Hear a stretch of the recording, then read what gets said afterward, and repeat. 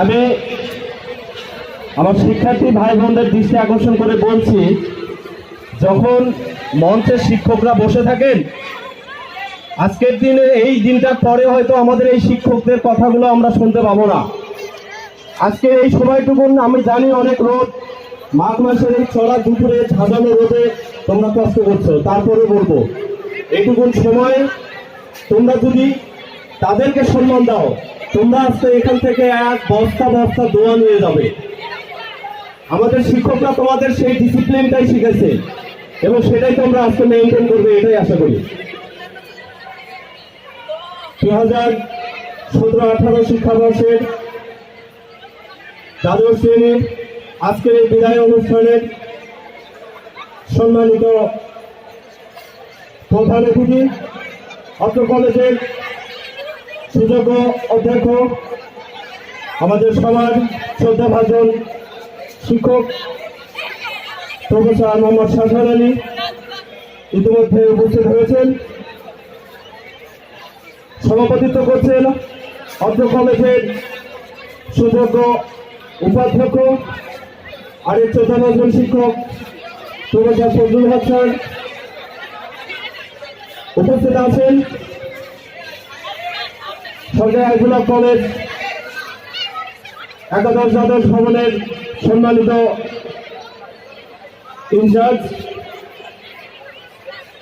Subrata sir সহ উপস্থিত আছেন বাংলাদেশ ছাত্রলীগ সরকারি কলেজ শাখার সম্মানিত সাধারণ সম্পাদক, বঙ্গবন্ধুর আদর্শের মশাল জ্বালিয়ে শিক্ষা শান্তি প্রগতির যে পথ আমরা বয়ে চলেছি, আমার সেই সহযোদ্ধা আব্দুর রব সহ উপস্থিত অত্র কলেজের বিভিন্ন বিভাগের বিভাগীয় প্রধানবৃন্দ, সহযোগী অধ্যাপক, সহকারী অধ্যাপক, প্রভাষকবৃন্দ এবং সর্বোপরি আমার সামনে উপবিষ্ট আমাদের প্রাণের শিক্ষার্থী ভাই বোনেরা, সবাইকে জানাই হাজার বছরের শ্রেষ্ঠ বাঙালি বঙ্গবন্ধুর আদর্শে গড়া সংগঠন, রক্তে গড়া সংগঠন বাংলাদেশ ছাত্রলীগ সরকারি হাইস্কুল কলেজ শাখার পক্ষ থেকে 21শে ফেব্রুয়ারি মাসের ভাষা শহীদদের প্রতি শ্রদ্ধা রেখে সবাইকে জানি সংগ্রামের শুভেচ্ছা। স্মরণ করছি, আজকে দাঁড়িয়ে যে কথাগুলো বাংলা ভাষায় বলতে পারছি, মনের ভাব প্রকাশ করছি, যে স্বাধীনতা সার্বভৌমত্ব অর্জন করছি, সেই 52 সালে ভাষার জন্য জীবন দেওয়া আমাদের সেই সকল শহীদদের স্মরণ করছি। জাতির জনক বঙ্গবন্ধু শেখ মুজিবুর রহমানকে, যার একটি ডাকে 7 কোটি মানুষ একত্রিত হয়েছিল বলেই এই দেশটা আজ স্বাধীন, এই সার্বভৌমত্ব আমরা উপলব্ধি করছি। আজকের বিদায় অনুষ্ঠানের প্রথমে যে কথাটা বলবো, স্মৃতিগুলো মনে রাখিস, তুই আমি সবাই 19। আমার অনেক ভালো লাগছে। আমি ধন্যবাদ জানাই যে এবং যাদের মাথা থেকে এই থিমটা বের হয়ে আসে। আমরা নিজেরাও হয়তো বুঝতে পারছি না এই কথাটার অর্থটা কত বড়। এই 19 বছর আমাদেরকে পাল্টে দিতে পারে। এই 19 বছর দেশ থেকে সকল দূষিত বায়ু দূর করে দিতে পারে। এই 19 বছর সারা বাংলার বুকে একটি সুবাতাস বইয়ে দিতে পারে। তাই 19 বছরকে আমি অনেক গুরুত্বপূর্ণ মনে করি। আজকে তোমরা যারা এখানে উপস্থিত হয়েছ, একটি বিদায় অনুষ্ঠানে উপস্থিত হয়েছ। আজকে পরে হয়তো এইভাবে আর এই পরিবেশে এই কলেজে তোমরা হয়তো উপস্থিত থাকবে না। এই শিক্ষাঙ্গনে তোমাদের মুক্ত বিতরণ আর লক্ষ্য করা যাবে না। তাই তোমাদের এই চলে যাওয়ার মুহূর্তে আমি কয়েকটি কথা না বললেই নয়, যেগুলো আমি মনে করি আমার ব্যক্তিগত এবং সর্বোপরি প্রতিটি সফল মানুষের জীবনেই পরিলক্ষিত হয়ে এসেছে, যেগুলো মনে রাখা অত্যন্ত জরুরি। আজকে আমরা এখান থেকে চলে যাচ্ছি কেন? উচ্চশিক্ষা লাভের জন্য। আমার সামনে যে মুখগুলো, এই নেভি ব্লু প্যান্ট এই আকাশি কালারের ড্রেস, এই সাদা শার্ট, প্রত্যেকটা মুখ আমাদের এক একটি রত্ন, আমাদের এক একটি সম্পদ, যারা এই দেশটাকে অনেক কিছু দিবে। এই দেশ তোমাদের কাছ থেকে অনেক কিছু ডিজার্ভ করে, কিন্তু তোমরা কি মনে করো, তোমরা কি জানো, একবার চিন্তা করে দেখেছো তোমাদের বাবা মা তোমাদের কাছ থেকে কি ডিজার্ভ করে, কি চায় তোমাদের কাছ থেকে? কিছুই চায় না। বাবা মা সেই প্লে শ্রেণী থেকে শুরু করে ক্লাস 1 থেকে শুরু করে প্রত্যেকটা দিন সন্তানকে স্কুলে নিয়ে যাওয়া, বাবা তার পায়ের মাথার ঘাম পায়ে ফেলে অর্থ উপার্জন করে তোমাদের পিছনে তোমাদের শিক্ষার জন্য ব্যয় করছেন, তোমাদের চাহিদা মেটাচ্ছেন, তোমাদের আবদার পূরণ করছেন। মা দিনের পর দিন, সকাল নাই সন্ধ্যা নাই, তোমাদের পিছে ছুটে বেড়াচ্ছেন। কি স্বপ্ন তাদের, কি চাওয়া তাদের? কোনো চাওয়া নাই, একটাই চাওয়া। প্রত্যেকটি পিতা মাতাই যেটা চেয়ে থাকে, আমি অমুক ডাক্তারের বাবা। লোকজন রাস্তা দিয়ে যাবে, বলবে ওই যে অমুক ডাক্তারের বাবা যাচ্ছে, অমুক শিক্ষকের বাবা যাচ্ছে, অমুক প্রফেসরের বাবা যাচ্ছে, অমুক ইঞ্জিনিয়ারের বাবা যাচ্ছে, অমুক ডাক্তারের মা, অমুক এমপির মা। এই যে ডাকগুলো, এই পরিচয়, প্রত্যেকটা বাবা মা তার সন্তানের কাছ থেকে শুধু এটাই চায়, এর বাইরে কিচ্ছু চায় না। আজকে তোমাদের সামনে যে মুখগুলো বসে আছে, তোমাদের শিক্ষকেরা, তোমরা প্রাথমিক লেভেল পার করে এসেছো, সেখানেও তোমাদের শিক্ষকেরা শিক্ষাদান করেছে, প্রত্যেকটি স্টেপ বাই স্টেপ। মনে রাখতে হবে, শিক্ষাগুরুর মর্যাদা যদি আমাদের মধ্যে এক বিন্দু পরিমাণের ঘাটতি থাকে, আমার মধ্যে মনুষ্যত্বের সেই পরিমাণ ঘাটতি থেকে যাবে। যতটুকু ঘাটতি আমার মধ্যে, আমার শিক্ষাগুরুর শ্রদ্ধা আমাদের জায়গায় থেকে যাবে, আমি ততদিন পর্যন্ত একজন পূর্ণাঙ্গ মানুষ হিসেবে গড়ে উঠতে পারবো না।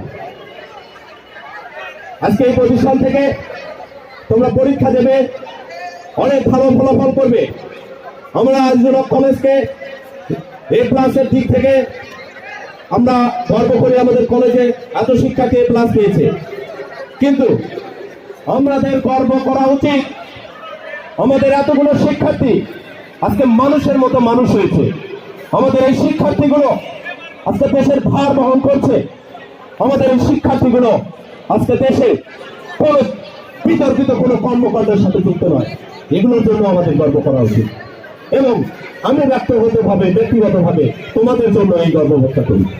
আমি আজও পর্যন্ত দেখিনি উচ্চ মাধ্যমিক এই ক্যাম্পাসে একজন শিক্ষার্থী কোনো শিক্ষকের সাথে বেয়াদবি করেছে।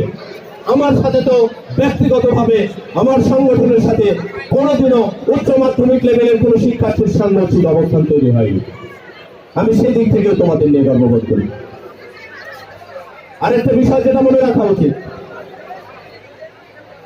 আমরা বায়োলজিক্যাল একটা কথা আছে, আমাদের মস্তিষ্ককে আমরা নিজেরাই আমরা ভাবিত করি। আমাদের এই শিক্ষা ব্যবস্থা থেকে আমরা যে অর্জনগুলো গ্রহণ করলাম, আমরা এটাকে মূল্যায়ন হবে তখন যখন এটা প্রতিফলন হবে। কিভাবে মূল্যায়ন হবে? কোনটা কুশিক্ষা আর কোনটা সুশিক্ষা, কতটুকু শিক্ষা তুমি সুশিক্ষা অর্জন করেছো, এটাই হবে সবচেয়ে মুখ্য বিষয়। আর তোমার কাজকর্মের প্রতিফলন, তোমার ব্যবহার, তোমার অ্যাটিটিউড প্রত্যেকটি স্টেপে বলে দিবে কতটা কুশিক্ষা তুমি অর্জন করেছো, কতটা সুশিক্ষা তুমি অর্জন করেছো। এবং আমি বিশ্বাস করি তোমরা এই প্রতিষ্ঠান থেকে সুশিক্ষায় অর্জন করেছো। কেন নয়, এই প্রতিষ্ঠানটি অধ্যক্ষ যোগদানের পর থেকে বরাবর এই প্রতিষ্ঠানের সর্বপ্রথম যে জিনিসটির দিকে নজর দিয়েছে সেটি হচ্ছে ডিসিপ্লিন, নিয়মানুবর্তিতা। আর সুশিক্ষা অর্জনের জন্য নিয়মানুবর্তিতার কোনো বিকল্প নেই। স্যারের মনে আছে কিনা জানি না, আমার মনে আছে উনি প্রথমে এসে এই পুরাতন ভবনকে বলেছিলেন অবকাঠামোগত উন্নয়ন তো হবেই, অবকাঠামোগত উন্নয়নের জন্য সরকারি বাজেট, বিভিন্ন প্রসিকিউট আছে।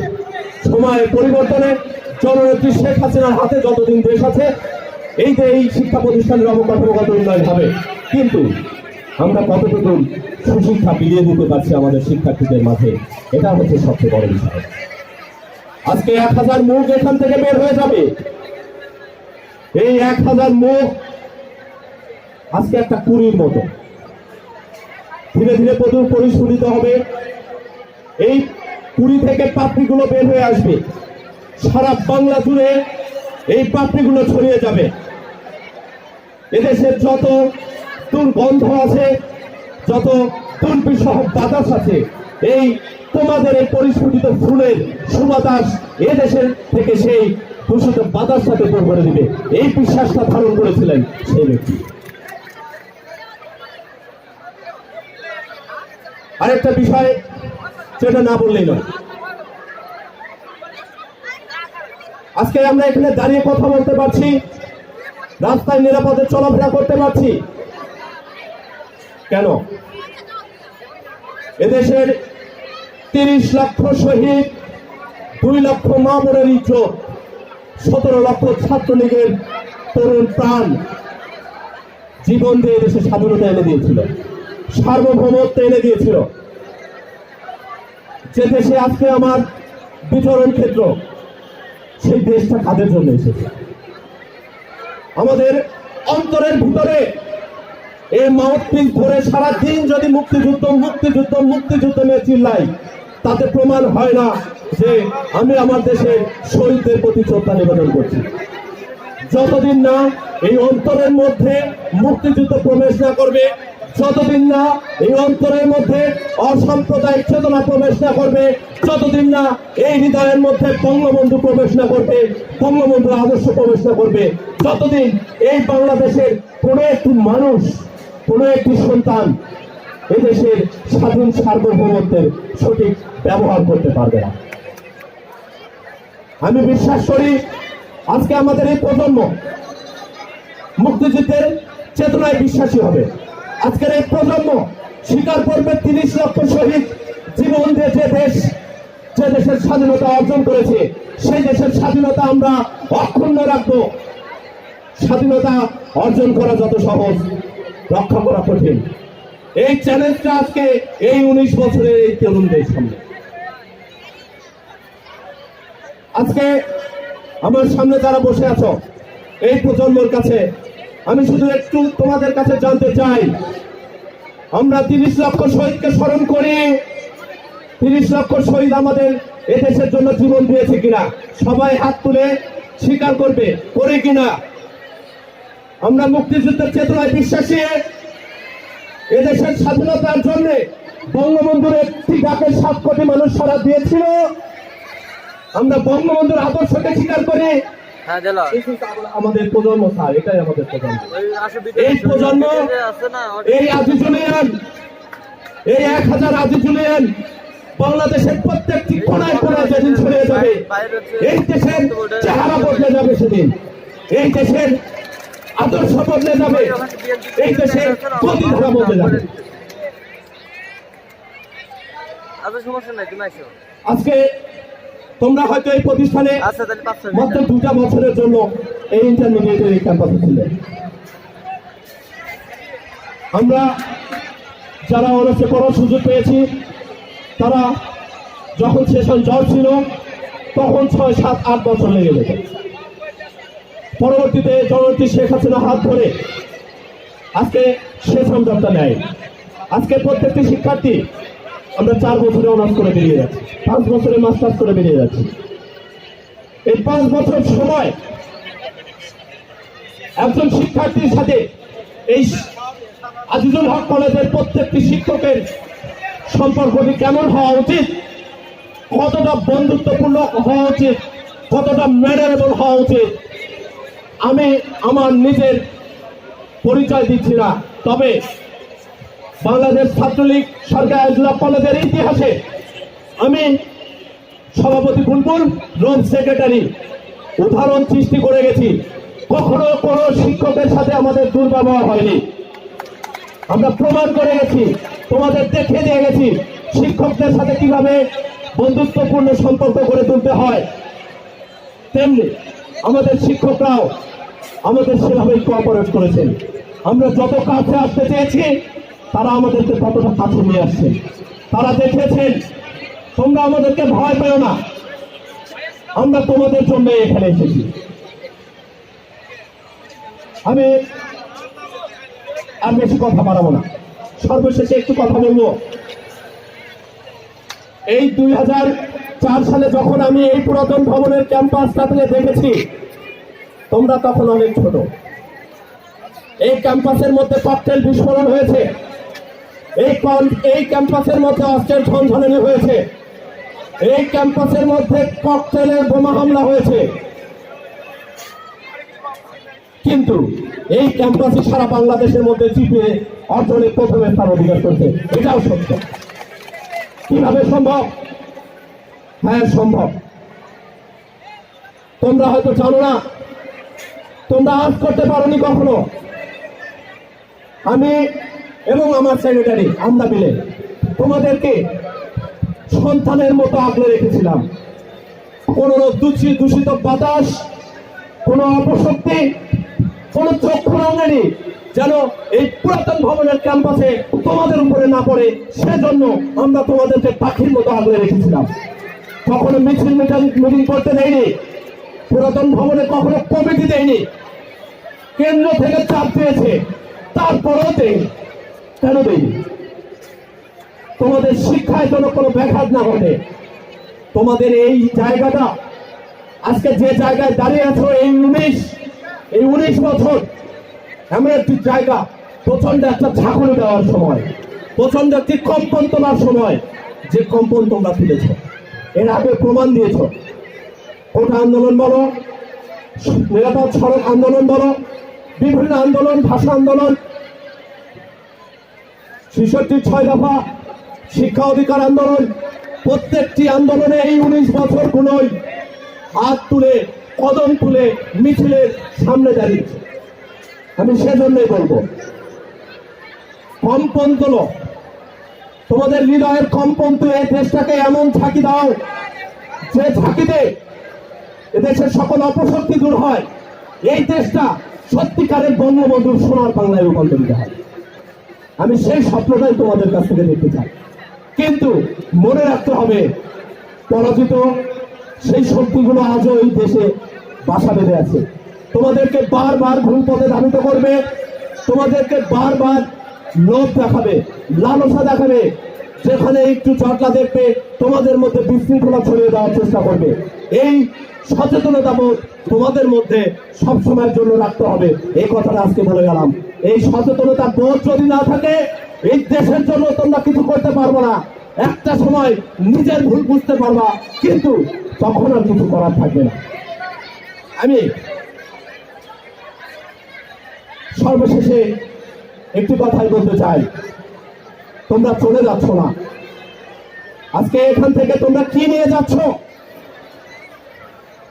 এই আইজুল্লাহ কলেজের প্রায় 200 শিক্ষকের অন্তরের অন্তঃস্থল থেকে বুক ভরা দোয়া নিয়ে যাচ্ছ, ভালোবাসা নিয়ে যাচ্ছ, যেটা তোমাদের আগামী সারাটি জীবন এই দোয়া, এই ভালোবাসা তোমাদেরকে তোমাদের সফলতার সর্বোচ্চ শিখরে পৌঁছে দেয়। প্রতিটি সময় পিছন থেকে একটা করে পুশ করে যাবে। এই দোয়া ভালোবাসাই তোমাদেরকে তোমাদের সাফল্যের সর্বোচ্চ শিখরে পৌঁছে দেবে। তোমাদের আগামী দিনগুলো সাফল্যমণ্ডিত, সুখময় হোক। সাফল্যের সর্বোচ্চ চূড়ায় থেকে তোমরা এই প্রতিষ্ঠানের মুখটাকে উজ্জ্বল করবে, সেই আশাবাদ ব্যক্ত করে আমি আমার কথা বলা শেষ করছি। খোদা হাফেজ। জয় বাংলা, জয় বঙ্গবন্ধু।